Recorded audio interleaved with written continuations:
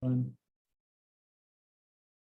Okay, well, it's a pleasure to have with us today in our series here at Peace in Kurdistan on the question of self-determination in the 21st century, Yavor Tarinski with us to talk to us about a little bit about his trajectory and his understanding of the question of self-determination. So Yavor, thank you for joining us. Let me just begin by— Thank you for having me. Yeah, let me just begin by asking a little bit about how you came to be politicized and how you came very much to have an affinity with social ecology and the question of direct democracy. Yeah, so I was born and grew up in Bulgaria, a poor Eastern European country, where because of the authoritarian socialist past and the very notion of social change and revolution, etc., was like highly compromised. People didn't want to hear about that. And the only like alive movement at that until today in this country is the ecological one. Although it's quite problematic, there is a lot of deep ecology elements inside, there is a lot of like green capitalist reformism and all this. Nonetheless, it is a movement that gathers huge amounts, it has the potential to gather people in the streets. And so this was one of the things that got me interested in the ecological element.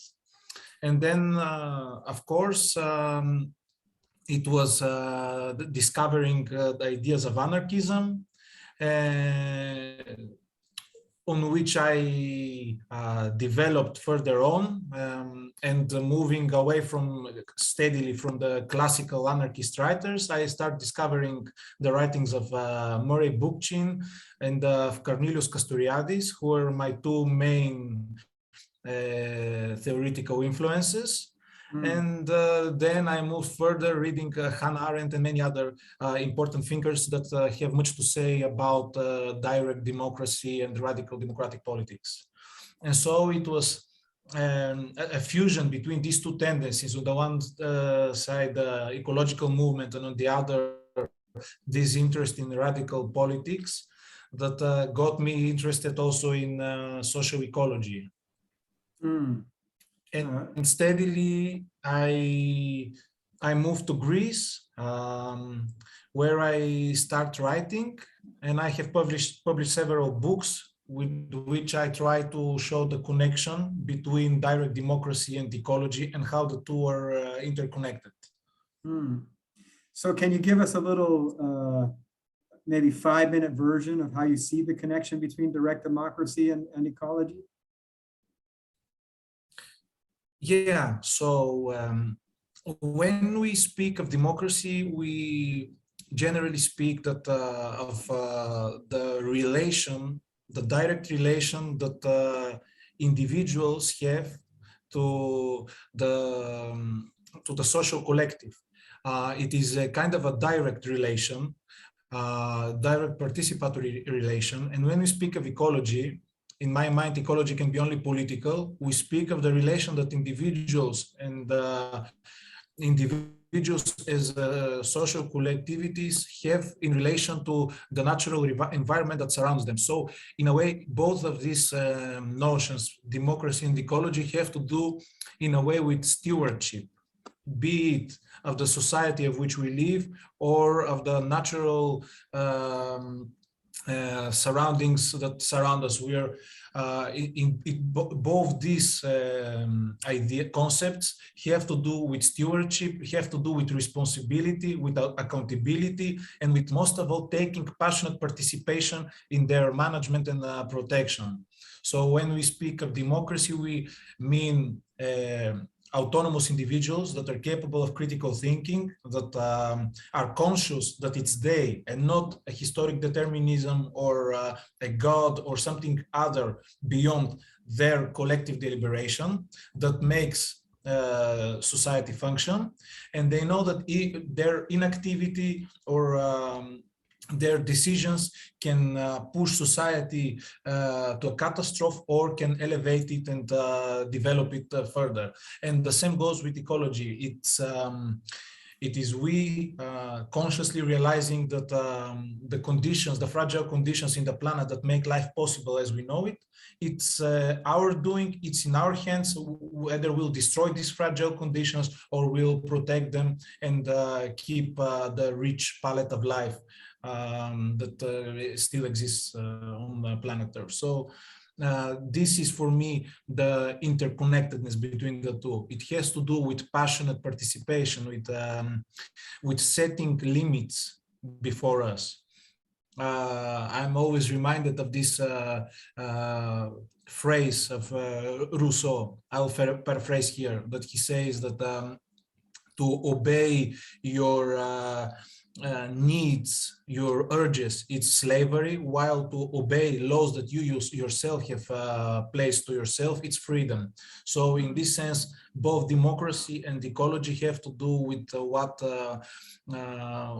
is called self-limitation. We as people, we gather together and we say that certain things we should not overdo, we should not do certain things, and certain other things are okay to do. In this way, we acknowledge our impact on nature, on society, and we try to protect them. In a sense, it goes against the growth doctrine of capitalism, for example, which says that we should extract, we should profit without limits, we should destroy boundaries. It is exactly the opposite logic, that we should set boundaries, but it should be done by us collectively on grassroots level, and not by for example, an eco-fascist regime, an authoritarian regime, or something like that. Yeah. So talk a little bit about how you see the dangers of deep ecology in relationship to the potential and promise of social ecology. Yes, so one of the main problems that I see with deep ecology is that it is imprisoned within the imaginary of the contemporary political system. In a sense, although they do not realize it often, it tends to put too much emphasis on lifestyle choices, on us acting and generally thinking only on individual level. So I have encountered this also in the Balkans, in the ecological movements here very often. This like a new hippie mysticist type of ecology that tends to mystify the environment, to give it human-like qualities, and to say that it is not a question of, let's say, political deliberation, but it is some kind of a natural order that we should obey to. And I think this is on the one hand kind of dangerous, and then there is in your mind you should do yoga, you should change your habits, and change will follow from that. And I say that it's problematic because, like I said before, ecology is must be thought of as a political project, and this necessarily goes through the creation of certain institutions that will be managed by society, by everyone democratically from the bottom up, and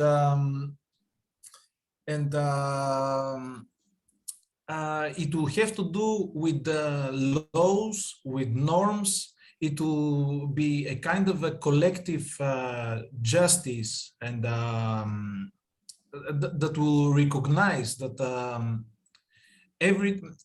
how to say it, that the destruction of nature or its protection, it's both a human thing to do. The question is what we will agree to do.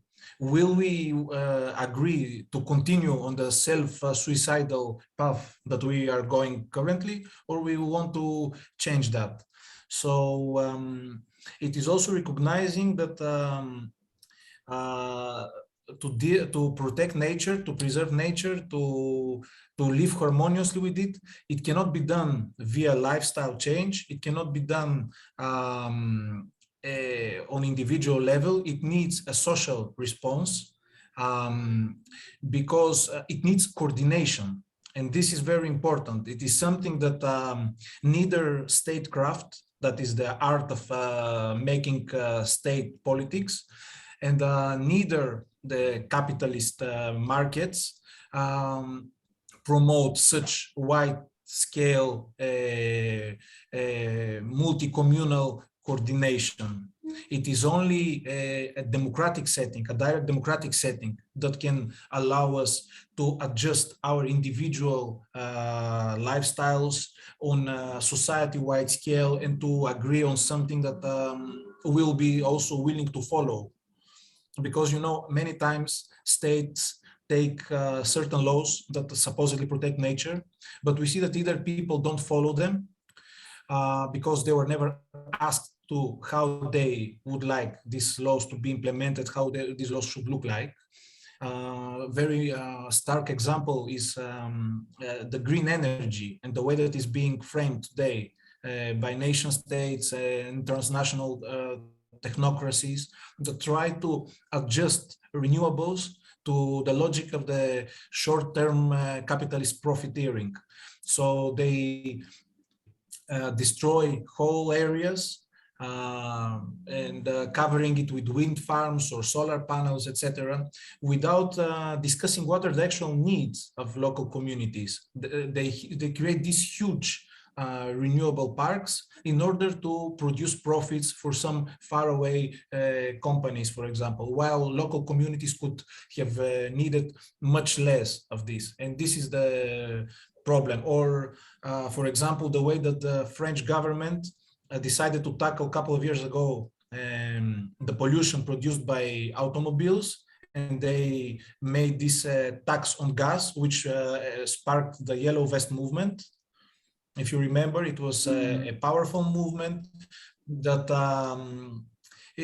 Macron and his government tried to frame it as an anti-ecological movement, but actually what the Yellow Vest said very loudly and very clearly was that this crisis is not produced by us. It is produced by a way of life that you are promoting.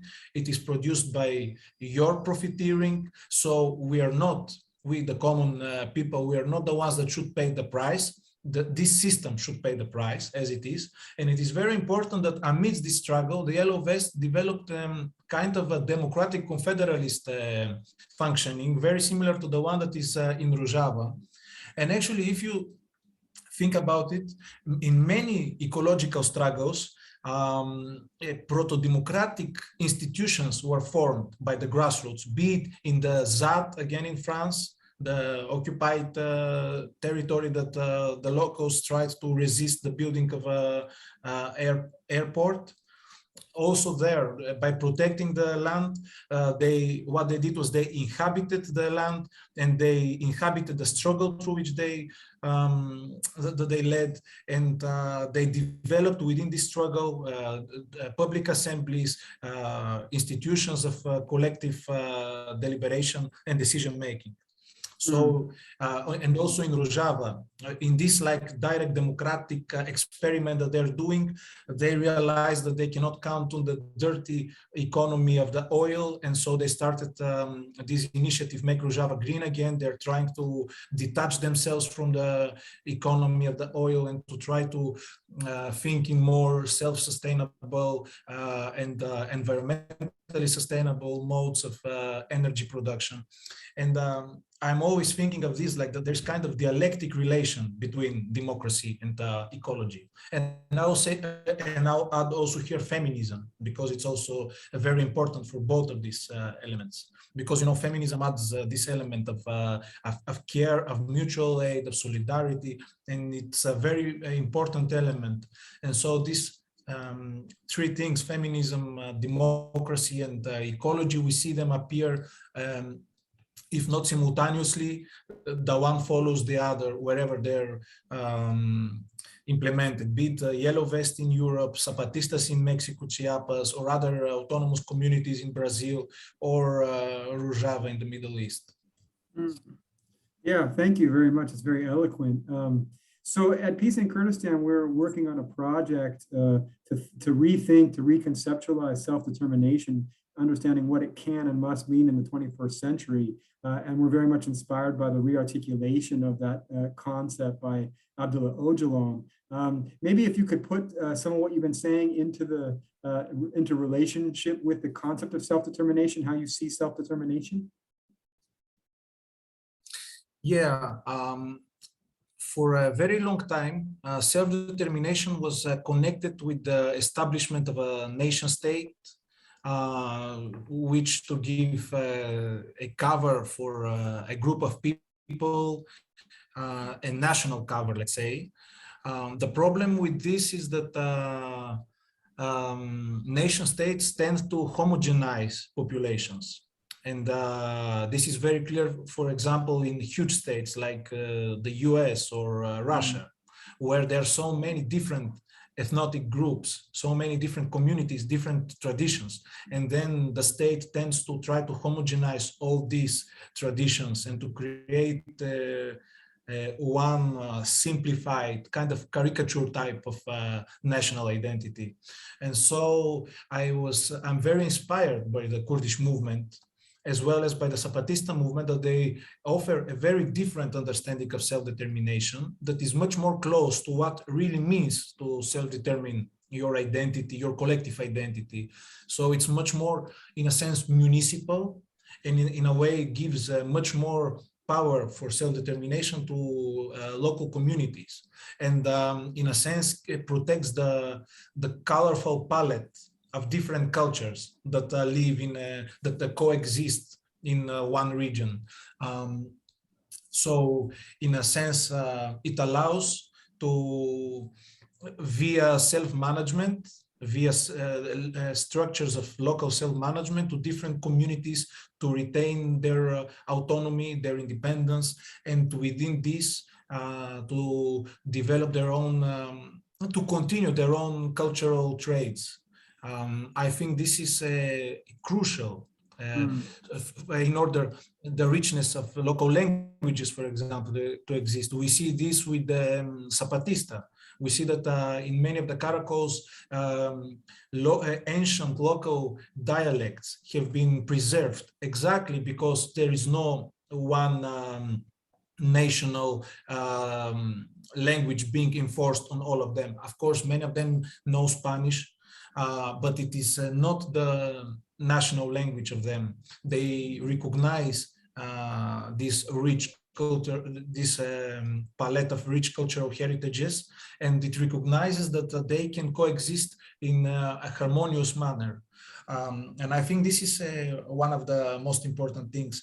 If we want to imagine a world where all these different cultural identities could coexist, it cannot be within the framework of the nation state, because the nation state will also try to, by homogenizing all these different cultures, the ones that will resist will become outsiders, will be scapegoated, and then we have these ugly scenes of pogroms on minorities that we see in many nation states around the world.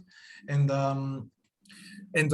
we see exactly the opposite, for example, in Rojava, with all these type of different religious and cultural groups coexisting together, exactly because no single culture is trying to be singled out and enforced on everyone else. Every culture is being recognized, and I think this should be the cornerstone of self-determination in the 21st century. Enough with the statist politics, enough with the state building. We can say it firmly that what we see in the contemporary struggles, it is exactly this municipalist, direct democratic approach to self-determination that can actually bring forward a more peaceful and coexistence. Yeah, so very interesting set of reflections. So you mentioned that Murray Bookchin is one of your main intellectual influences. Now, Bookchin talked about the dilemmas of trying to build a democratic confederalism or libertarian municipalism, the terminology used, sometimes communalism, and talked about the necessity of kind of constructing a dual power situation, and talked about how in this dual power situation, there would be dilemmas that the movement would face. Could you talk a little bit about the kind of dilemmas that we face in trying to construct a democratic confederalism? So, first of all, one of the things that made Rojava possible was exactly this approach to dual power, that they did not wait for a critical mass to be created or a revolutionary moment to appear. They start building these councils while the old system was still in place. And so I find this very important in Bookchin's thought. He separates dual power from the ways that it has been previously framed. He advances it in a different way. And I think creating grassroots structures from today in parallel to the ones that already exist, you start creating the skeleton of a different type of society on which you can build upon. And I think the main dilemma among many radical activists around the world, and especially among anarchists, on the one hand, is that we must forget this fake dilemma, institutions or not institutions. Bookchin was very clear on that. And he was very problematized with anarchists around the world who were kind of trying to imagine a world where no institutions will exist or whatsoever, a world of kind of a free agreement between people with no self-limitation, let's say. And what the Bookchin said is that no, institutions will exist always, whenever there is society. The question is who will frame these institutions, who will create them, who will manage them. And I think this is one of the things that we have to accept, the necessity of institutions, of democratic grassroots institutions, and we should put our energy into building such institutions. Like, for example, what the Yellow Vests did. They start creating these local assemblies everywhere in the roundabouts where they were active. And steadily they start creating a network, which at some point turned into the assembly of assemblies, where they send delegates and trying to coordinate a nationwide movement. So this was one example of embracing this self-instituting approach. I think this is very important. And then there is the other fake dilemma that should be avoided, that comes from the left, the party type of left, that tends to always try to imagine change on a nation state level. So many leftists are kind of this type of tendency, or like not satisfied but what is taking place in Rojava or with the Zapatistas, because they say that it's kind of like small islands of freedom. And what about the whole of Syria? What about the whole of Mexico?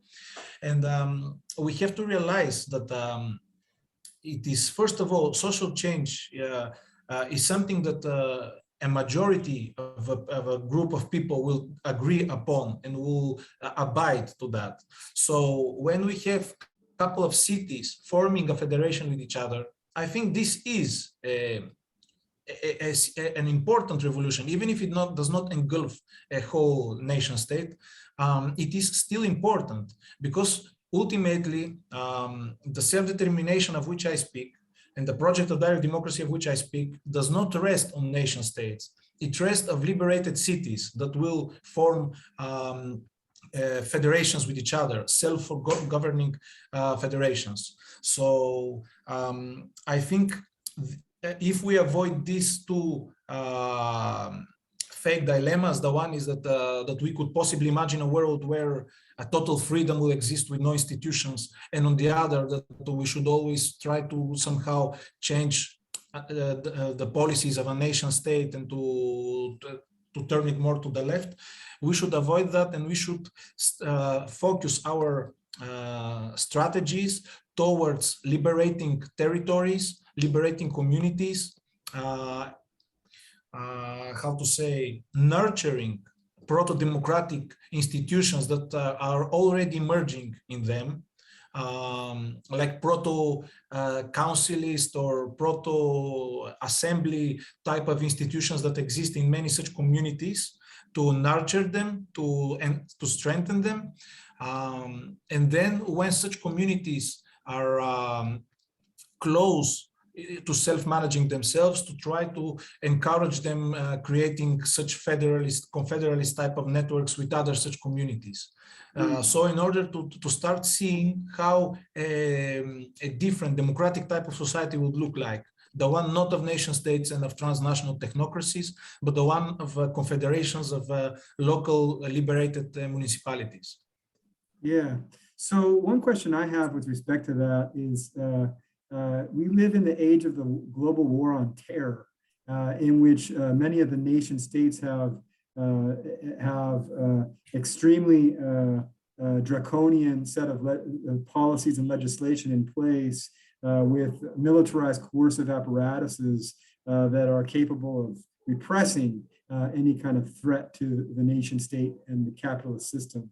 Can you reflect a little bit about the difficulties that the global war on terror presents with respect to this strategy, you will, of liberating territories? Yeah, this is a very difficult question, one that no one has an easy answer to. So we see that the state, even a very liberal one like France, for example, when feels threatened by a different political structure, like the direct confederation of the Yellow Vests, it can become really violent. So we saw in one of the world's poster childs of parliamentary liberalism, France, that we had so many people killed by police, people who lost eyes or hands in the clashes, very barbarous clashes. So the nation state, even in its most liberal form, when feels that its legitimacy is being threatened by a new political structure, of course, will resort to violence. And here is very important to the element of well-organized a movement based on such grassroots structures. I mean, again, I'm thinking with the case of Rojava, where in the midst of a civil war between the forces of Assad on the one hand, and on the other between jihadist militias backed by a very powerful Turkish military, they managed to survive, to prevail, and to continue deepening their example, exactly because they have developed such structures, because ultimately they have managed to mobilize the whole society where this experiment was taking place. So I think the power in numbers in this case is the response. It is difficult to imagine some kind of like urban guerrilla warfare or something like that that will have a success against such a powerful force that is the nation state. What we need is power in numbers. What we need is to mobilize communities in cities, in the countryside, to mobilize them and to organize them via such grassroots structures, grassroots decision-making bodies, so that we can coordinate wide-scale social mobilizations. And ones that will empower everyone and will plant the seeds of a passion for political participation, people that will be passionate about it, that will not leave it, because one of the problems with party politics is that it can mobilize at times people, but it does not make them passionate about politics. It keeps them in the role of vote casters. So go and vote for the party when there is need. Go and spread newspaper, the party newspaper or propaganda or whatever. And this is it. While in such cases, it is much more than that. The person becomes actively involved with his neighborhood, with the street where he lives. And I think this is our strongest bet in the age we live, because today the repressive forces of the nation state have all our data. They have complete control over the urban population specifically, and don't forget that most of the human population nowadays live in urban settings. So we have to think beyond like guerrilla warfare and so on. And we should try to think on mobilizing communities, mobilizing people, so that they could stand on their feet when there is this need. No avant-gardes, mass, well-organized movements.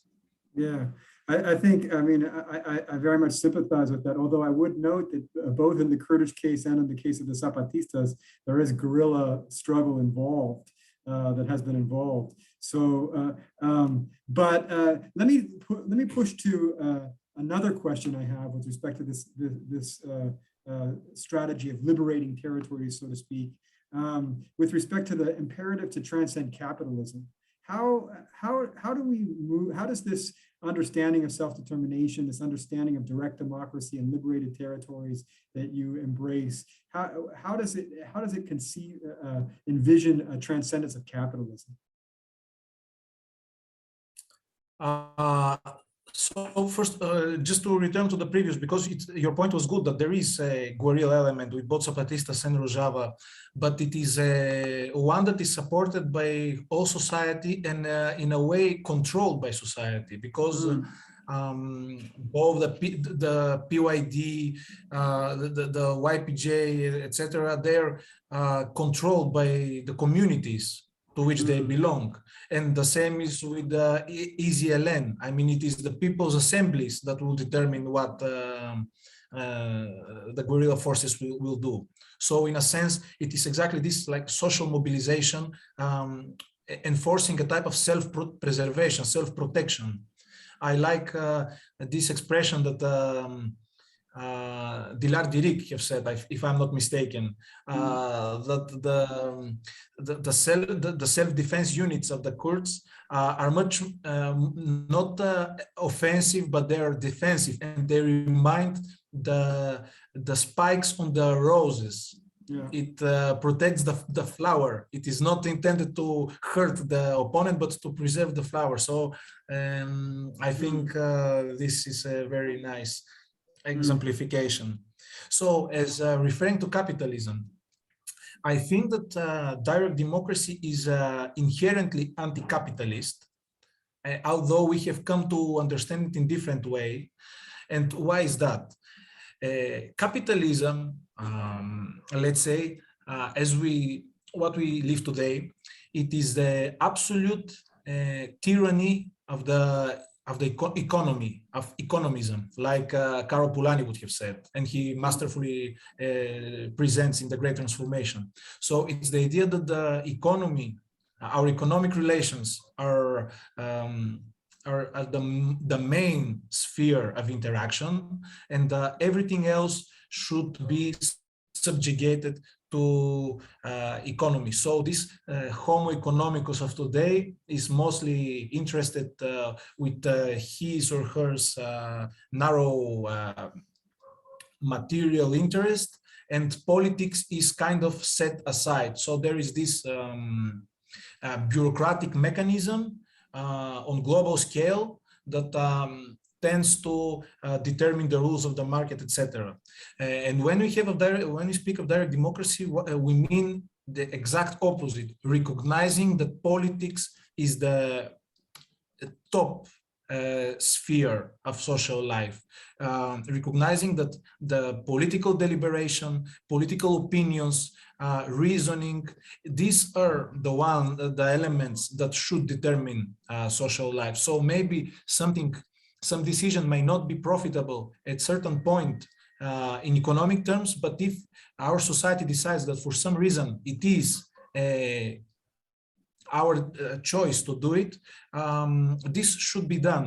It's something that, for example, today, the bureaucratic mechanisms of capitalist markets does not allow such things to happen. They produce crises, they punish societies that decide that they do not want to follow this. For example, you can think of the Greek referendum of 2016, where experts, economists of all kinds of the political spectrum were saying that these measures that Greece should take, etc. And then the Greek population en masse went and voted that no, we do not want new measures, even if this means poverty, even if this means many other things. We vote for dignity by saying no to these measures. Of course, all this global network of technocratic structures, etc., punished the Greek government that made the referendum and forced them to accept the measures anyway. But we see that often people, if they deliberate with each other, they can decide that certain things are more important than money. For example, dignity. One example of this is the Zapatista struggle for dignity. What they risked their lives for was mostly dignity. And you know, to be a Zapatista, you have to revoke state welfare. So they count on their own powers there, on their autarky. And because they recognize that they don't want to be dependent on the state. So yeah. Yeah, very interesting. So people in the Peace in Kurdistan network are very familiar with the work of Murray Bookchin, in part because of the influence that Murray Bookchin has had on Abdullah Öcalan, but maybe less so with Castoriadis. So could you explain to us why you think Castoriadis is a particularly important thinker to be thinking through these questions of direct democracy and self-determination in the 21st century? Yeah, so there are significant philosophical differences between Castoriadis and Bookchin, but as regarding the political direction of their thought, they are very similar. So Castoriadis was a vocal advocate of direct democracy, in the sense that I also refer to it as placing popular decision-making as the main engine of society. He was also very critical of what he called economism, this idea that the economy is kind of a new god, a new religion. And he advocated for the giving power back to cities, to common people, to determine what is important, to create new values if necessary, to rethink the role of society, of individuals, etc., to rearrange the way societies function. And so Castoriadis was a very vocal supporter of direct democracy. He was in a great disagreement with all those voices that said that democracy cannot exist on a huge scale. It could exist in local communes, for example, but when it goes beyond that level, it becomes impossible. He advocated for a type of stateless federations, pretty close to what Bookchin and Öcalan envisioned as confederations. And he was saying that, for example, one huge he was suggesting that there is no reason that we cannot imagine a huge metropolitan area functioning as a one federation where local neighborhoods will have their own like political sovereignty and their own political institutions like public assemblies and municipal councils, and then they could elect delegates that are constantly revocable and accountable to like citywide council, and then from these councils different cities could coordinate. So his political project was very relevant to the struggles of the Kurdish today, to what Bookchin envisioned in his libertarian municipalism.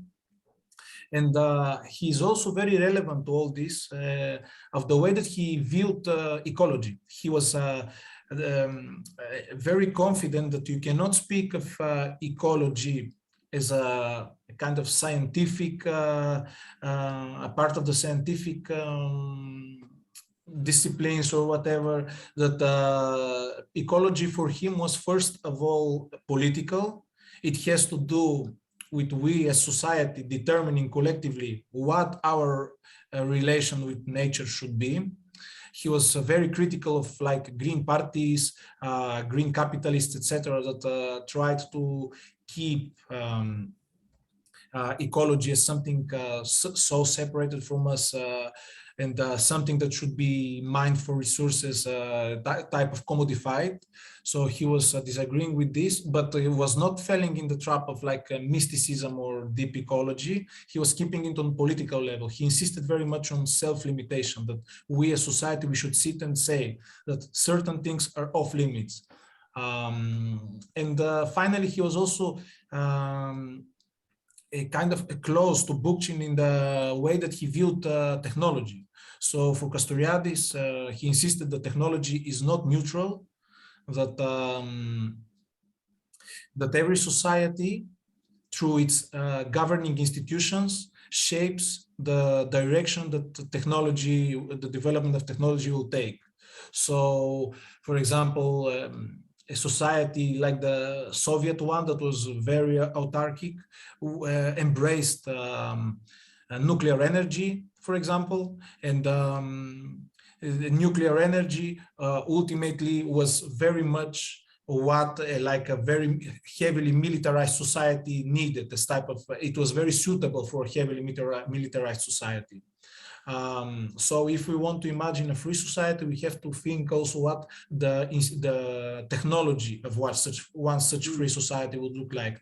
It is not enough just to say that, okay, let's take whatever we have, coal, oil, or nuclear, and just manage it democratically. Because this type of energy production, for example, are not suitable for like local communally based management. It sounds kind of silly to imagine like a confederation of local communes self-managing a power plant based on nuclear energy. I mean, in most countries where there is nuclear energy, it is in one way or another managed by the military. So it is very similar to what also Bookchin speaks about, like liberatory technology, like trying to develop technology that is suitable for direct democratic deliberation. And I think that this is very important, that in Rojava, they, in a way, they realize it and they try to develop other forms of energy production that are not based on oil, that historically speaking, oil was based on uprooting people from the countryside and taking them to specifically designed cities, that industrial cities that were submitted to iron discipline and very poor living conditions. So this type of technologies, for example, are not suited to democratic life. So pretty much Castoriadis for me is a thinker that is very much abreast with our time. Although he died in 97, he couldn't manage to experience the 21st century. His thought remained as relevant as ever. it is focused on exactly direct democracy and ecology, which are, in my opinion, the most important pillars of 21st century struggle for liberation. Mm. And I would urge everyone that is interested with these things to check out Castoriadis' thought. Yeah. It's really relevant, and I have written extensively on him. Yeah. Well, thank you for that. Last question for you. You collaborate quite extensively with the Transnational Institute for Social Ecology. Can you tell our network a little bit about the work of the Transnational Institute for Social Ecology? Yes. So it is a network of activists, scholars that are mostly based in Europe, but is not limited to that. There are also members from other parts of the world.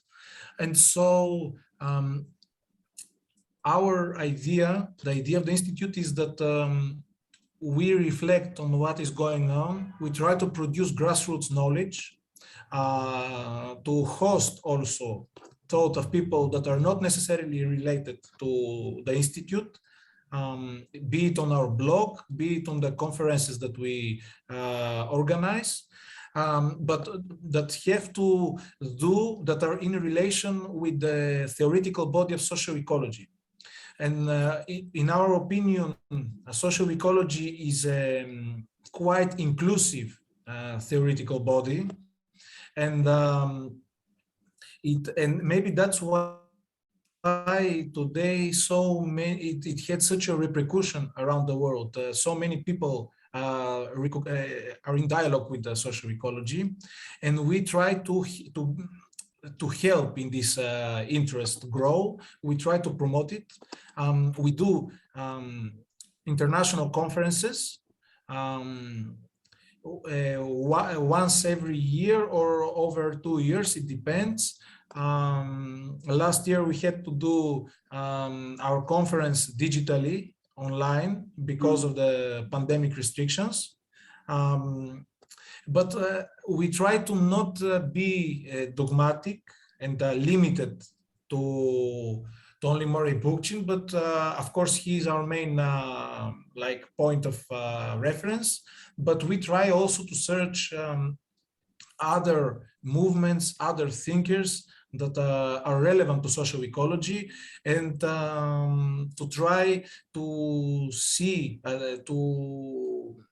to reflect on strategies for social change, because ultimately the goal of TRISEV, the Transnational Institute of Social Ecology, is to promote the idea that social change is something that is possible. It is something that can be achieved from grassroots organizing. And we try to be one of the platforms, along with many others, that give voice to and visibility to practices and to thoughts that are going in this direction. Very good. Very good. Well, thank you very much for a very illuminating set of reflections. Do you have any last words for us? I think that it is what the Peace in Kurdistan network is doing is very important, and in general, all this movement that tries to liberate Öcalan, to promote his thoughts, it's very important around the world. I think what the Kurdish movement has managed to achieve is very illuminating for the people all over the world. It's not simply a proposal for the Middle East, in my humble opinion, but it is something that can give us ideas on how we, in the so-called first world, in Europe and in North America, we tend to think that we live in the most advanced societies. We actually have much to learn from what the Kurdish people are doing in terms of empowering women, in terms of empowering local communities. And I think this is very important today, to try to channel this information into our societies as well, and try to promote what common people can actually do when they organize. Great. Well, thank you very much. Thank you.